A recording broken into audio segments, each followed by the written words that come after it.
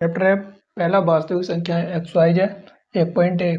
इसका पहला सवाल है। पहले सवाल में ये कहा गया है निम्नलिखित संख्याओं को अभाज्य गुणनखंडों के गुणनफल के रूप में व्यक्त करना। पहला सवाल है 140। 140 को अगर मैं डिवाइड करूँ 2 से काटो 2 सत्ते 14, 0 बचेगा 0 ताल लिया, 2 तिया 6, 1 बचेगा, 2 पंजे 10 हो जाएगा। 5 से काटो 5 सत्ते 35, 7 से डिवाइड करो 7 1 7। अब इन्हें लिखेंगे 2 गुणा 2 गुणा 5 गुणा 7 के रूप में। ठीक है, 2 कितनी बार आया? 2 बार आया, तो 2 की पावर 2 लिख देंगे गुणा 5 और गुणा 7। ये इसका पहले का आंसर है। इसी प्रकार दूसरा सवाल होगा। दूसरा सवाल है 156। 156 है, 2 से काटो 2 सत्ते 14, 1 बचा, 2 अट्ठे 16, फिर 2 से काटो 2 तिया 6, 1 बचेगा, 2 9 18, 3 से काटो 3 का 3, 3 तिया 9, 13 से काटो 13 का 13। इसके अविभाज्य गुणनखंड होंगे 2 गुणा 2 गुणा 3 और गुणा 13। 2 कितनी बार आया? 2 बार आया, तो 2 की पावर 2 गुणा 3 गुणा 13। इसका ये आंसर हो जाएगा। तीसरा सवाल 38 25, लास्ट में 5 है, 5 से काटो 5 सत्ते 35, कितना बचेगा? 3 बचेगा, हो जाएगा 32, 5 छंग 30, 2 बचेगा, 5 पंजे 25, फिर 5 से काटो 5 ही कहना 5, 2 बचेगा 26 हो जाएगा, 5 पंजे 25, फिर 1 बचा, 5 तिया 15, 3 से काटो 3 पंजे 15, 3 कहना 3 से काटो, फिर 3 कहना 3 बचेगा 2, 3 सत्ते 21, 17 से काटो 17 कहना 17। इसके अविभाज्य गुणनखंड होंगे 5 गुणा 5 गुणा 3 गुणा 3 गुणा 17। 5 कितनी बार आया? 2 बार आया। पहले 3 लिखो, 3 की पावर 2 गुणा 5 की पावर 2 गुणा 17। इसका ये आंसर हो गया। उसी प्रकार 500 5000, 5 को डिवाइड करना, 5 है तो 5 से काटना पड़ेगा, 5 गिना 5 0 0, 5 गिना 5। अब 5 से तो कटेगा नहीं, 5 से नहीं कटेगा तो कितने से काटे? 7 से। 7 से अगर काटें 7 ही कहना 7, 3 बचेगा, 7 चौक 28, 2 बचेगा, 7 21 कट जाएगा। 7 से काटो 7 ही कहना 7, 3 बचा 30 हो गया, 7 चौक 28, 2 बचा 21 हो गया, 7 या 21।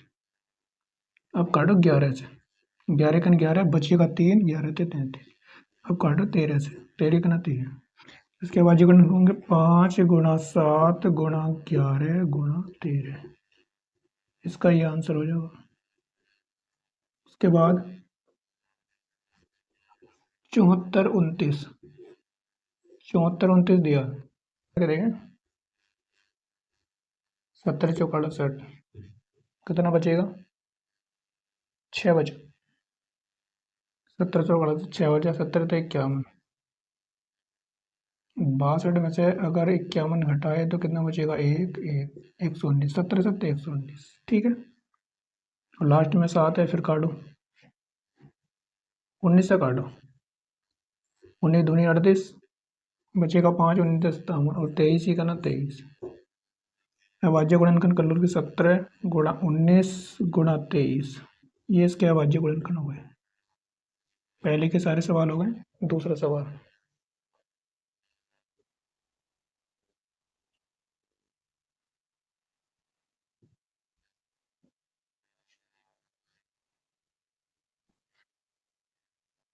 दूसरे सवाल में कहा पूर्णांकों के निम्नलिखित युग्मों के एचसीएफ और एलसीएम ज्ञात कीजिए तथा इसकी जांच कीजिए कि दो संख्याओं का गुणनफल बराबर एचसीएफ गुणा एलसीएम होता है। ये बताना।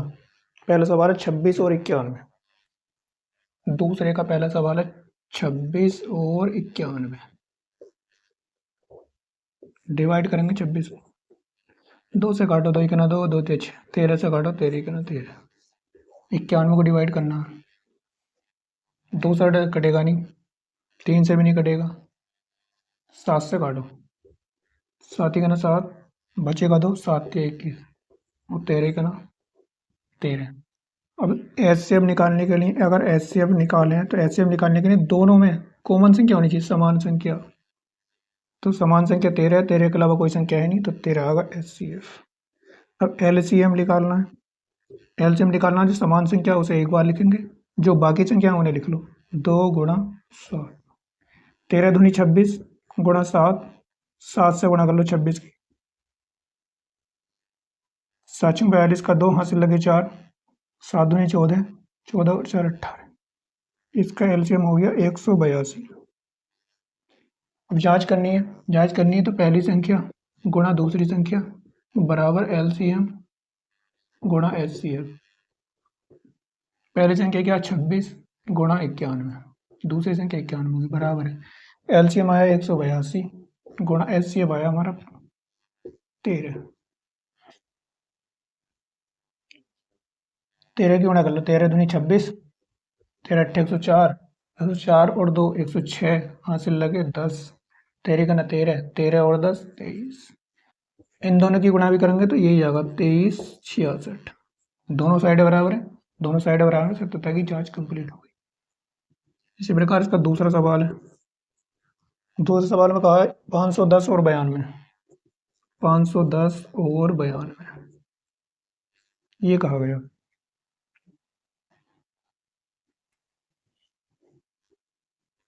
510 को डिवाइड करो 2 से, 2 दूनी 4 बचेगा 1, जब 1 बचा तो हो जाएगा 11, 2 पंजे 10, फिर 1 बचा 2 पंजे 10, 5 से काटो, 5 पंजे 25, 5 का ना 5, 3 से काटो, 3 का ना 3, बचेगा 2, 3 सत्ते 21, 17 से काटो, 17 का ना 17।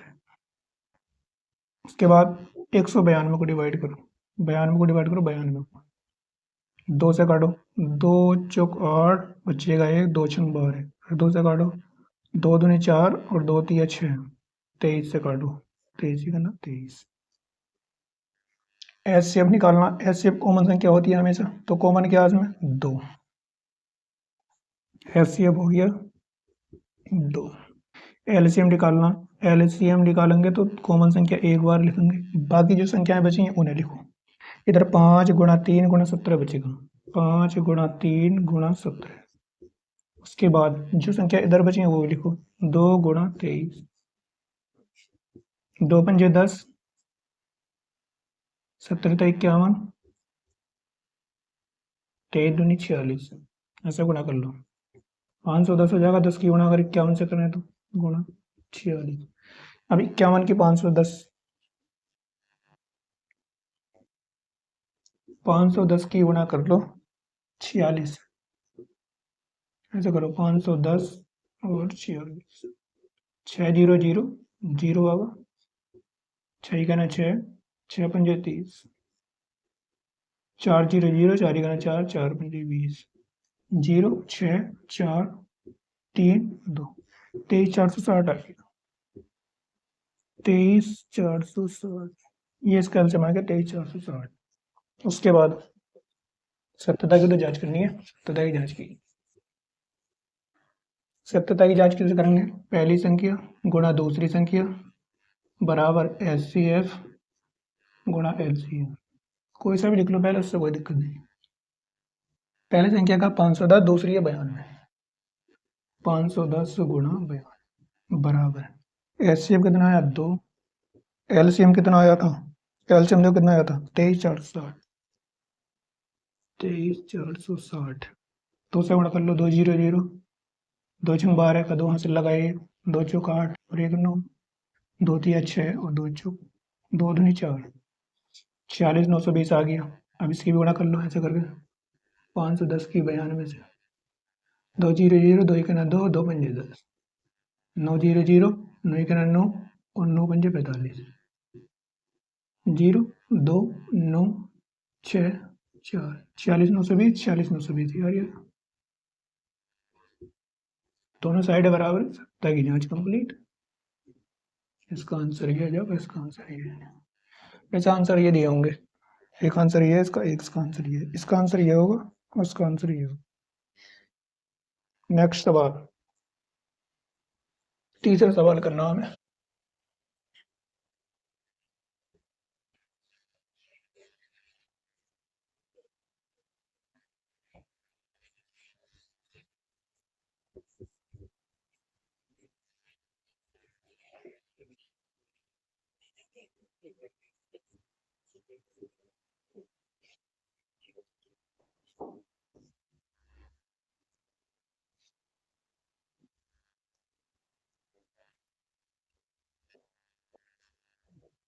तीसरे तीसरे सवाल है, अभाज्य गुणनफल विधि द्वारा निम्नलिखित पूर्णांकों एचसीएफ और एलसीएम ज्ञात करने हैं। पहला सवाल है 12, 15 और 21।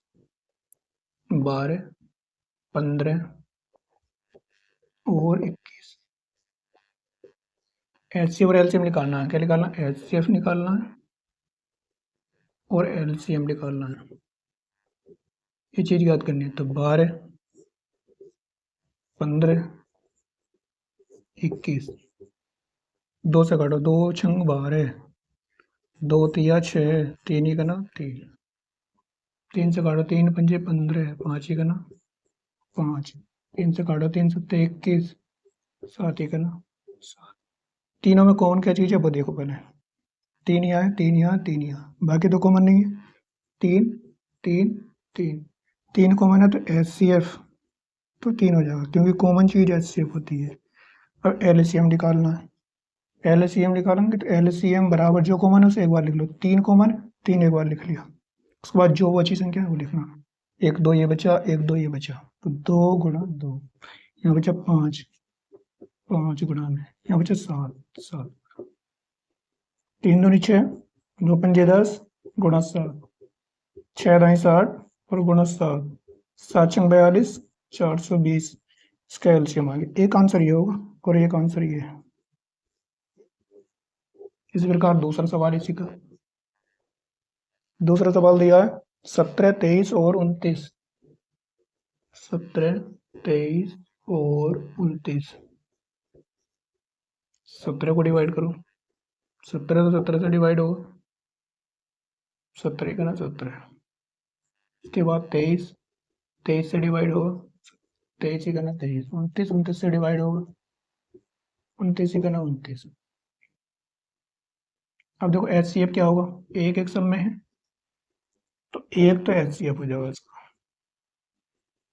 एलसीएम निकालना है। एलसीएम जितनी संख्याएं सब गुणा करो। 17 गुणा 23 और गुणा 29। 17 गुणा करो 23, 17 तो 51 का 1, हासिल लगे 5। 17 दूनी 34, 34 और 5 कितना हो जाएगा 39 गुणा 29।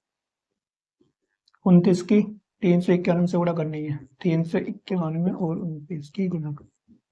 9 के 9, 9 नाम 81, 9 थी 27, 27 और 8 35।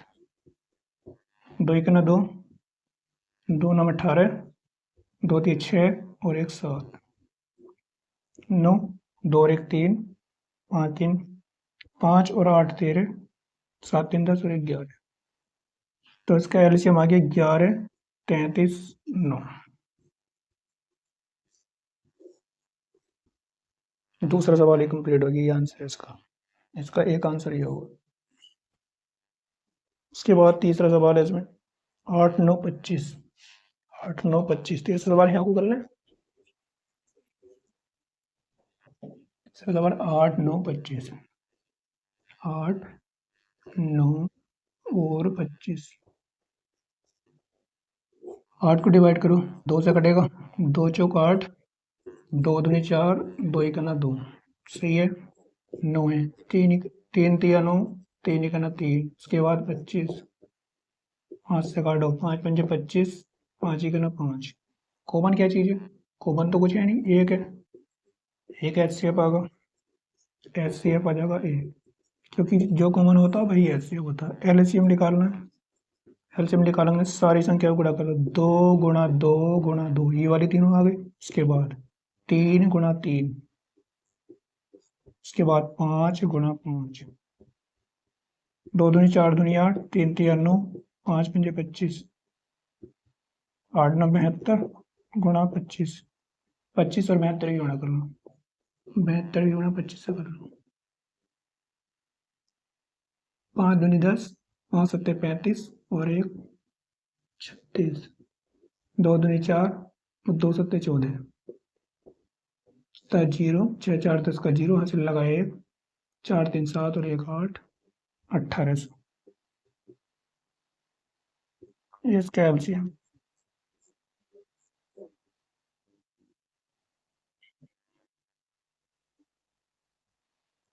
इस प्रकार चौथा सवाल करेंगे हमारे।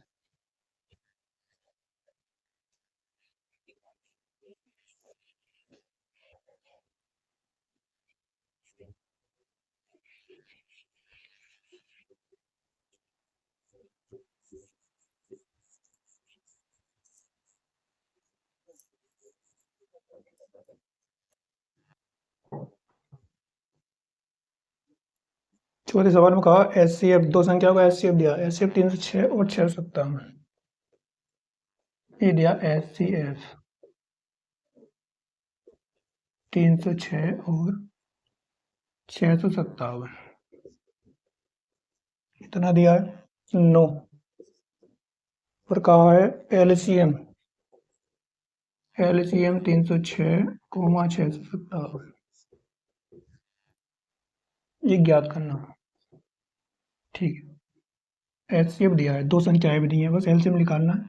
पहली संख्या ये मान लेंगे, दूसरी संख्या मान लेंगे। कौन सा फॉर्मूला डालेंगे? पहली संख्या गुणा दूसरी संख्या बराबर HCF गुणा LCM। पहली संख्या दी है 306, दूसरी दी है 657, बराबर HCF कितना 9, LCM निकालना। इस वाले 9 को इसके बटे में लिया, 306 गुणा 657 और बटे में 9 बराबर LCM।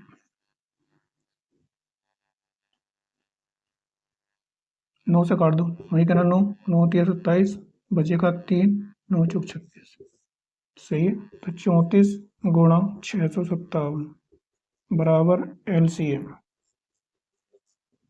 LCM निकालना, दोनों की गुणा कर दो, दोनों की गुणा करना है, 657 की गुणा करनी है 34 से, 4 7 28, 4 5 20 और 2 22, 4 6 24, 24 और 2 26, 3 7 21 का 1 हासिल लगे 2, 3 5 15, 15 और 2 17, 3 6 18 और 1 19, 8 2 और 1 3, 7 6 13 का 3 हासिल लगा 1, 9 2 11 और 1 12 हासिल लगा 1 और 2, 22 33 8, इसका एलसीएम होगा 22 33 8, इसका एलसीएम ये होगा।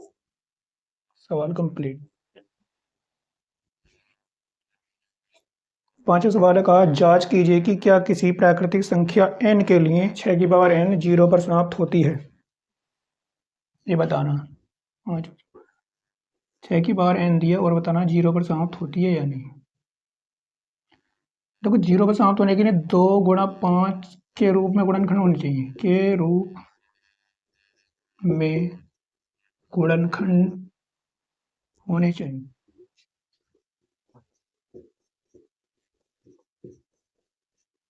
ठीक है, अगर 6 के गुणनखंड करूँ मैं 6 को ऐसे काट कर देख लो, पहले 2 3 6, 3 ही करना 3, तो इसके गुणनखंड आ रहे हैं 2 गुणा 3, जबकि गुणा 2 गुणा 5 होना चाहिए था। 2 गुणा 5 होता तो वो संख्या 0 पे समाप्त होती, अब 3 है तो 0 पे समाप्त होगी नहीं। अगर मैं 2 की गुणा 5 से करूँ, 2 पंजे 10 आ गया, 0 पे समाप्त हो रही, 0 पे समाप्त होने के लिए 2 की पावर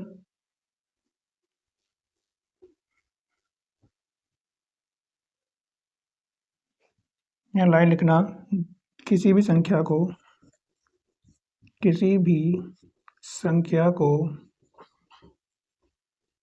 0 पर समाप्त होने के लिए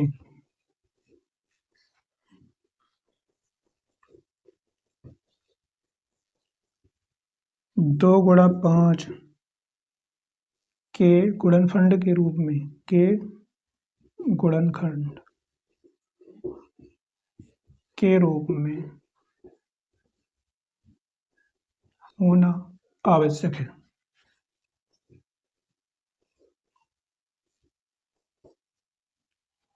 अतः